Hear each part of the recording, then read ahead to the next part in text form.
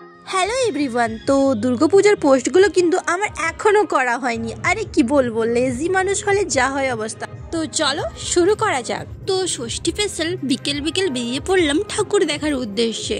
তো প্রথমেই আমরা চলে এলাম নিমতৌড়িতে। নিমতৌড়ির এই প্যান্ডেলটা না সিরিয়াসলি কি বলবো গাইজ, অনেক সুন্দর হয়েছিল। আর এখানকার প্রতিমাটা খুব সুন্দর ছিল, এক কথায় বলতে পারো জাস্ট অসাধারণ।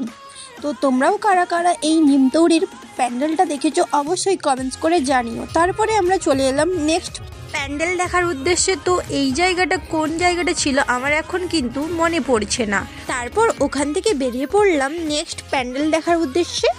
এই প্যান্ডেলটা না খুব সুন্দর হয়েছিল, কিন্তু কি বলবো বন্ধুরা, এত ভিড় ছিল যে এত ধৈর্য ক্ষমতা আমাদের ছিল না লাইন দিয়ে ঠাকুর দেখার মতো। তাই জন্য ওখান থেকে বেরিয়ে পড়লাম। তো বেরিয়ে আমরা চলে এলাম আমাদের মেন ডেস্টিনেশনে। তো আমাদের মেন ডেস্টিনেশন ছিল কোলাঘাট শের পাঞ্জাব। তো এই শের পাঞ্জাবে আমরা খাওয়ার উদ্দেশ্যেই এসেছিলাম। আমি কিন্তু এই ফার্স্ট টাইম শের পাঞ্জাবে এসেছিলাম ডিনার করার উদ্দেশ্যে। তোমরাও আগে কারা কারা এসেছো শের পাঞ্জাবে অবশ্যই কমেন্টস করে জানিও।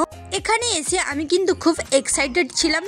তো তোমরা জানো বন্ধুরা, আমি না এখানে কি কি খেয়েছিলাম, কি কি করেছিলাম, এইসব ভিডিও ক্লিপ কিন্তু আমার করা হয়নি, তাই জন্য আমি আর তোমাদের সাথে শেয়ার করতে পারলাম না। তারপর আমরা ডিনার করে চলে গেলাম ঠাকুর দেখার উদ্দেশ্যে। তমলুকে না অতগুলো আমরা ভালো ঠাকুর দেখতে পাইনি, তাই জন্য আর তমলুক দেখলাম না। তারপর আমরা চলে এলাম নন্দকুমার। আর বেসিক্যালি গাইস এখানকার থিম বলো, প্রতিমা বলো, জাস্ট অসাধারণ ছিল, এক কথাই বলতে পারো ওয়াও। প্রতিটা কাজ এত সুন্দরভাবে গড়ে তোলা হয়েছিল যে কি বলবো, কোনো কথা বলার অপশনই নেই আমার।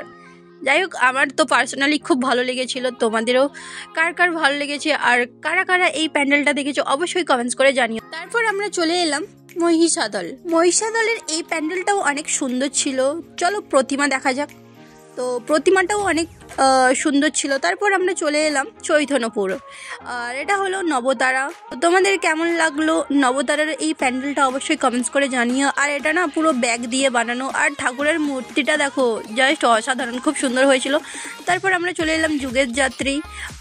এই প্যান্ডেলটা লোকশিল্প পরম্পরা এইরকম কিছু দিয়ে বানানো, মানে হলো এর পরিপ্রেক্ষিতে এই প্যান্ডেলটা বানানো হয়েছে।